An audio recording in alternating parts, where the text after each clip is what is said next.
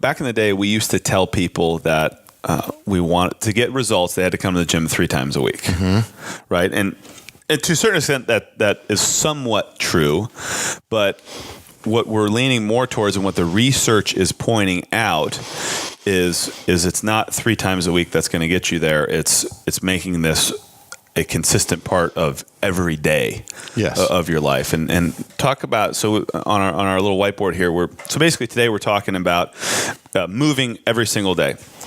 And that could be coming to the gym every day, but you wake up in the morning, you go to the bathroom every day.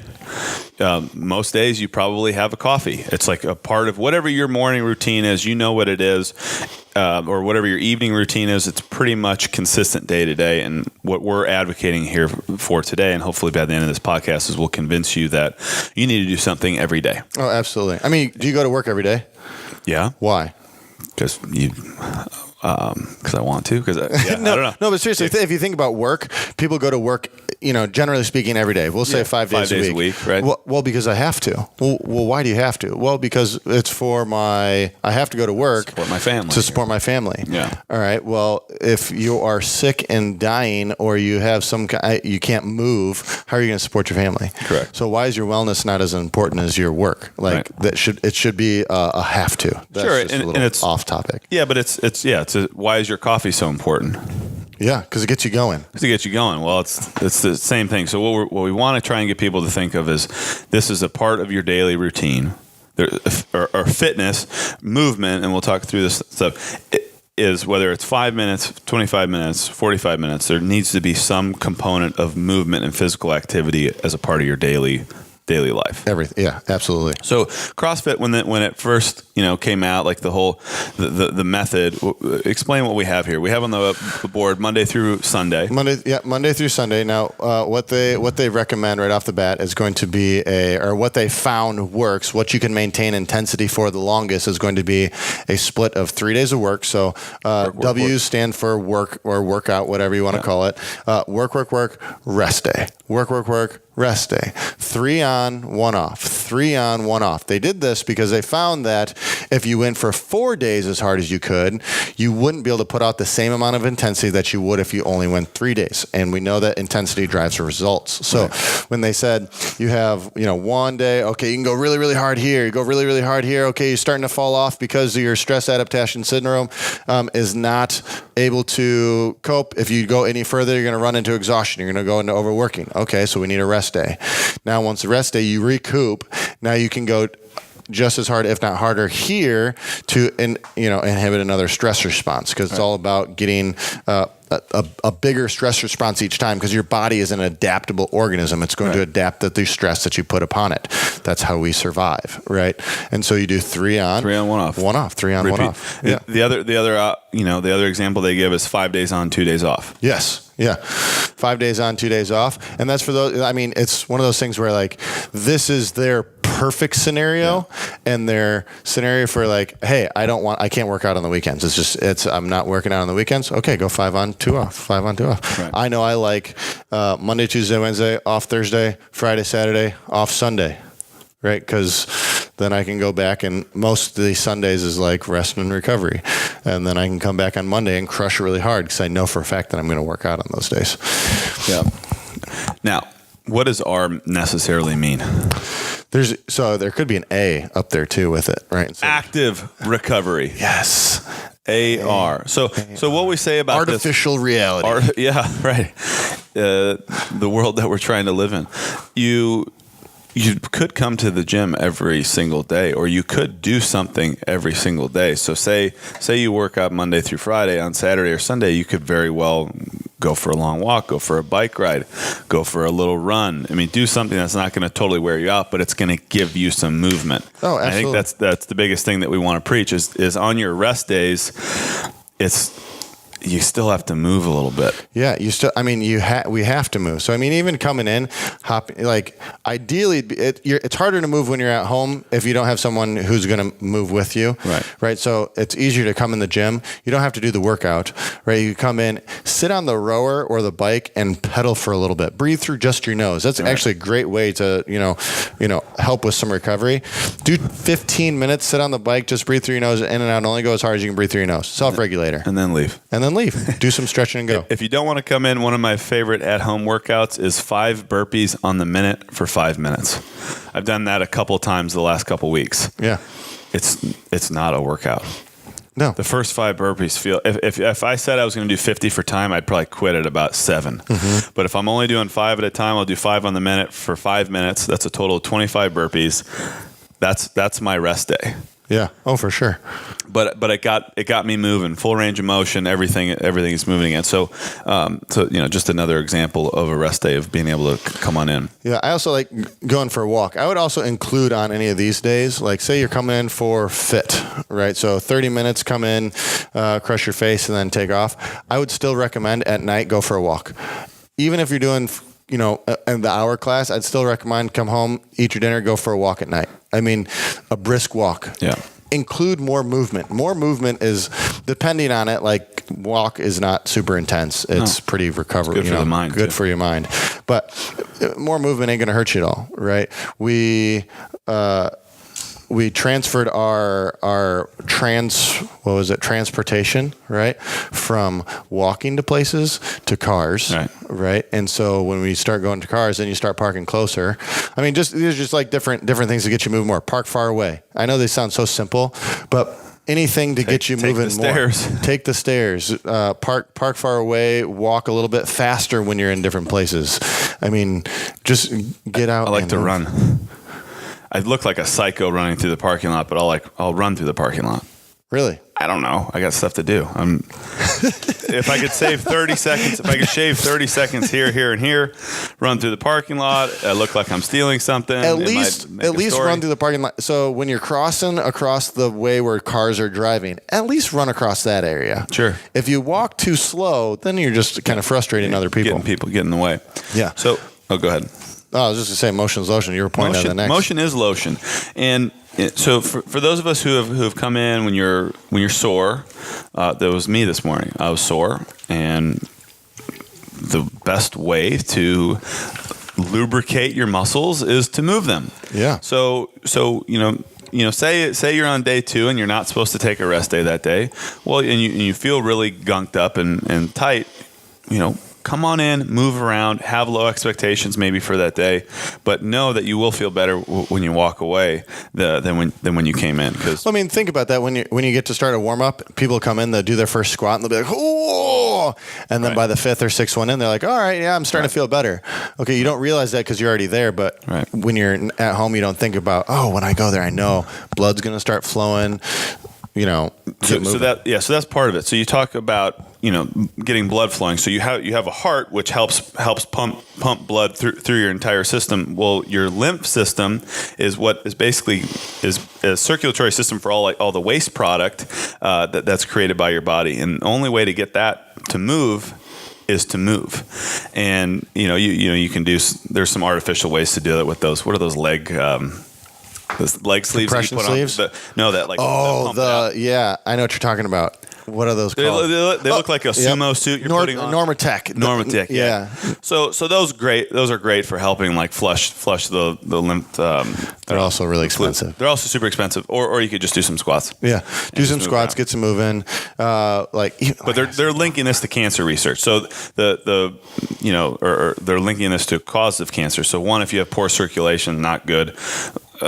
You have a weak heart, you've got poor circulation, you've got, you're not a good breather, you don't have oxygenated tissues. But the other thing that they're linking to cancer is having a poor or weak lymphatic system. So if you're not moving a lot, and if you're not moving through full range of motion, you're not helping your lymph system, flush the toxins out. So if you feel sore and beat up all the time, it's probably because you're not moving. Yeah, I also like to take these kind of topics back to kind of like the why, rather than thinking about it right now. Like, all right, so yeah, you want me to work out, you want me to come to your gym more. I want to get in better shape. Okay, let's go back a step and look at, where we came from as, people, right? So people in general, humans, you know what I'm saying? Like, we're meant to move, right? So before, we hunted and gathered, correct? Yeah. Right. So in order to get your food, you had to move to go get your food. In order to get anywhere, any distance of place,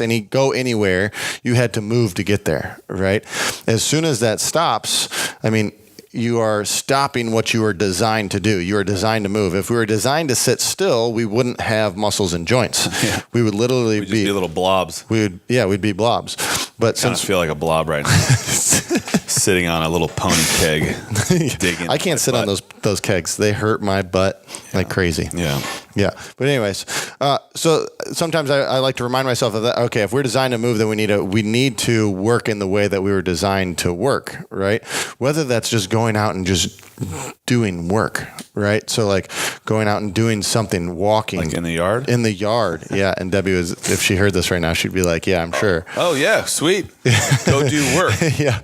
Remember when you said to go do work on the podcast? Yeah. And then to apply that into like working out is just like a step further too. If you're trying to achieve something or another way to get stronger, you're applying an outside load. It's a little bit more specific into, okay, I want to get stronger. Mm-hmm. Different research, and we'll put the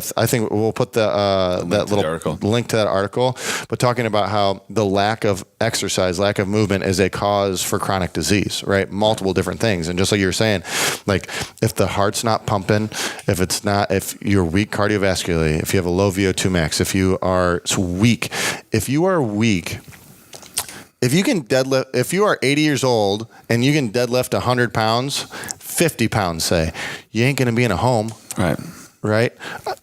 We had someone earlier this week, right? Normally would have wiped anybody out. Nope. Oh, yeah. And she's up there rocking it away, still working out and everything. Right. Like, that ain't going to happen to normal people. That'll, you know what I'm saying? Or our version of normal. Our version of normal. Yeah. Yep. So that's what we're talking about right now. Is like, so say it, it hurts every time you stand up. You're on this. So this is the sickness, wellness, fitness continuum, and just because you're not sick doesn't mean you're well. Correct. And it certainly doesn't mean that you're fit. Correct. So the example of it hurts to bend over and pick something up, you're sick. Whether or not you have any sort of metabolic disease or cancer, whatnot. If you can't do something that you should be able to do, you're sick. Something's going to happen. So what wellness is, how would you define wellness? I would define wellness as the ability to do anything at any time and feeling healthy. Okay. I would say, something like that. Ability to do anything at any time. Not totally anything, because what happens down here? Maybe not anything. Yeah. Normal anything. Yeah, like normal anything. Normal anything. Ability to do normal tasks. Normal tasks. This is somebody you look at, you're like, yeah, they're pretty healthy. Yeah. Like if they want to go do whatever, if they want to swim, they can swim. If they want to, they want to pick up all the groceries in one trip, they can do it if you want to. I don't know, man. No, that's kind of tough. That's not true. Do you even work out if you don't carry all the groceries? Yeah, and one trip. Try not to even take a cart out to the car. So wellness is you're looking at that person and they can kind of do a couple things. What about fitness? And so kind of like on this end of the spectrum, fitness doesn't automatically mean wellness either. Right. You can be overboard on this too. So you can still be hurting. So you can deadlift 500 pounds, run a 5-minute mile, and do 500 muscle ups in a row. Fran, that doesn't mean you're healthy. That doesn't mean you're healthy. Right. That just means that you're really, really fit. Mm-hmm. Right. Now, if you bridge the gap of those, then you can be super, fit, healthy, fit well fit. Yeah. Fit wellness. Well fit. Right. If you balance it out right. So overworking leads you into exhaustion. Right. If you overwork and go into exhaustion, you're not giving yourself the ability to recover. Then you're stuck down in here, which kind of leads you back into the sickness area. Because if your body can't recover, that's when your immune system starts going down. That's when your body starts aching. You're not able to keep up, and then you can't go as hard on these days as you should have. That happened to me. I started doing 2 days last week, Thursday, and I got a little sore throat on Tuesday night. Really? Yeah. Yeah. You know, it's like, I'm not sick. I've been eating really clean. No sugar, no nothing. But my immune system just like... It said was no like, more. Whoa, what's going on? Yeah. No, it said, pay attention. So it didn't necessarily say You got to no more. ramp. You got to build up. Yeah, you got to build up. Yeah, so that's something to remember as well. So,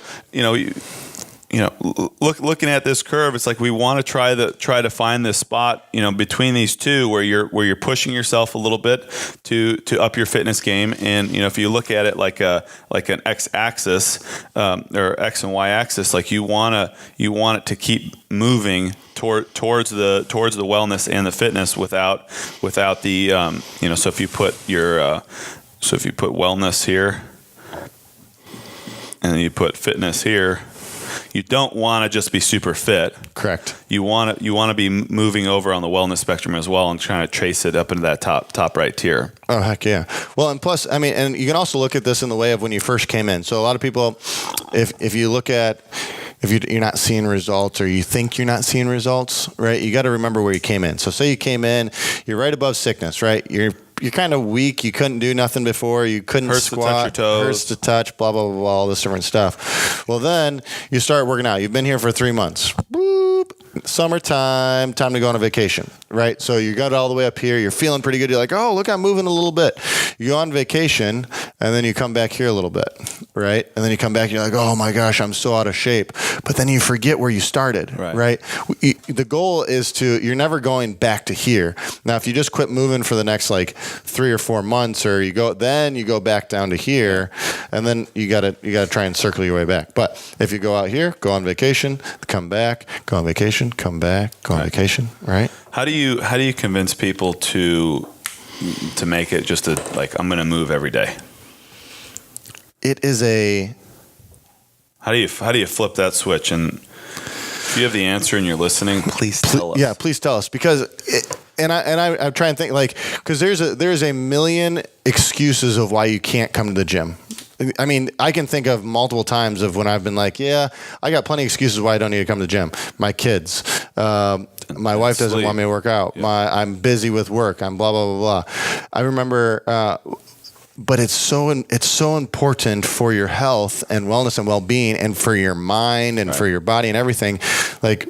There's times when I was in the Navy when I had just started working out, and I didn't have kids. I wasn't married, but I was still working between 12 and 18 hours a day. No matter what time I got off, because I knew it was good for me and it felt good, I would go to the gym. Didn't matter what time. I don't care if it was 9 o'clock at night. At least 30 minutes. You just gotta go do something, right? I don't know if that's just ADD-ish or what, but I still try to apply the same thing. So you'll see on my on that Instagram is I'll do, here's a night workout. That's at 9 o'clock, 10 o'clock at night sometimes. Sometimes if I didn't get a workout in the day, okay, I didn't get a workout in. I have 2 kids, and I have to wake up at 4 o'clock in the morning, right? It's 10 o'clock. I didn't move today. I'm going to go down and I'm going to row maybe 5,000 meters. Why? Because I know it's going to make me feel better. And plus I have different goals that want me to get some places. Yeah. But that's just an example. Because I'm not doing that. No. I'm locking it in early. That's okay. And to yesterday, I knew I wasn't going to work out, or the Fran, when we did Fran. So I did 21:59 of air squats and jumping pull-ups. It took 3 minutes, and I didn't really get out of breath, and it was check the box. Yeah, checking the box. But you still moved that day. Right. And that was harder than what you would have done. I mean, that's harder than a lot of other things that you can think of. Yeah. Yeah. It's a lot harder to do that than to do nothing. Yes. But overall, not even just working out, but moving in general is a need. It is as important as work. It's not an option. No, it shouldn't be an option. You have to go to the bathroom. I'm going to use that example again. Yeah. You have to move too. You have to. You're not going to skip that. Well, and people okay, well, I'm not motivated. You're not always going to be motivated. Yeah. You're not always going to be motivated. You have to work for motivation sometimes. Like, that's why you have a group of people here to help you get motivated. You have coaches that you pay for to help motivate you. So come use them, right? Even if you're just coming in, hey, do you mind if I pop? I can only be here for 15 minutes of your class. Great. Okay, I'll give you something. I promise. And but talk to me. So people will say, well, it's not worth my time coming in for 15 minutes. Try me. What were we going to do otherwise? Oh, yeah. If you come in and you tell us you have 15 minutes, we'll make it worth your while. Yeah. Absolutely. Yeah, we'll make it worth your while in a way that it's not going to be something where you're like, oh my gosh, they're going to make me deadlift 1,000 pounds. No, it's a smart workout in 15 minutes. Right. But yeah, what were you going to do otherwise? Right. You're just going to push it off to the next day. And then, I guarantee you can sit in front of the TV for 15 minutes. So then, the other thing that we'll write on here is frequency is much greater than duration. So when you think about, so I'm that person who's like, well, I'm not going to go in because it's only 15 minutes. It's not even worth it. I'll go for an hour tomorrow. Yeah. You'd be better off going 15 minutes a day, going a half hour tomorrow, and then 15 minutes a day after that. Yeah. And trying to just come one time and do an hour. Well, because I've heard tomorrow never comes sometimes. Yeah, I don't. That's pretty much all the time. Yeah, I'll go tomorrow, and then next thing you know, excuses can pile up with a quickness. So when you look at this, so just to kind of recap, when you look at this, 3 days on, 1 day off. Yeah, of those 3 days on, you might hit it hard 1 out of the 3. On the day off, you might only come in and do a monostructural. Yeah, you might come in and do mobility. You might come in ride a bike. You might go for a run at home for a mile. I don't know. I don't care. It's just something to move around. You might do 5 burpees on the minute, and then you're right back in it. But you want to keep your muscles and joints lubricated. Motion is lotion, and consistency is key. Right. It's, I hate we're kind of beating a dead horse here, but this stuff is true. It's super true. And I think the only way to wake that horse up is to keep on, beating him until he wakes up. Yeah. Like, it's not like, oh, we live in the gym and I think you should come here every day. It's like, no, even if we weren't in the gym, we'd still be working out somewhere else. You got to do something. You got to do something. And if you don't have a goal, find a buddy. Yeah, we're going to get to that. We'll get to that next week. We're going to talk about buddies. Buddies are going to play a huge role in this. You're only as good as your best workout buddy. Yeah, you're only as good as your buddy. They're going to help you with your frequency. Don't worry about the duration. It's much less important. Get in often or be at home often. Do whatever you can do on a daily basis. Keep moving. Make excuses to come to the gym. Sorry, I just thought about that. Instead of making excuses to not come, make excuses to come to the gym. Give me an example. I have to go. Otherwise, I'm going to be angry. Yeah, everything's going to fall apart. Right. I'm a better person. I'm a better person when your brain actually works better. Working out proven. Creates endorphins, and happy people, and endorphins make you happy, and happy people don't kill their husbands. That's Legally Blonde. That's straight up real. This is true. That's a direct quote. That's a direct quote. So, guys, move around. It'll help you. It'll make you a better person, and more people will like you. Believe it. Absolutely. We'll talk to you next week.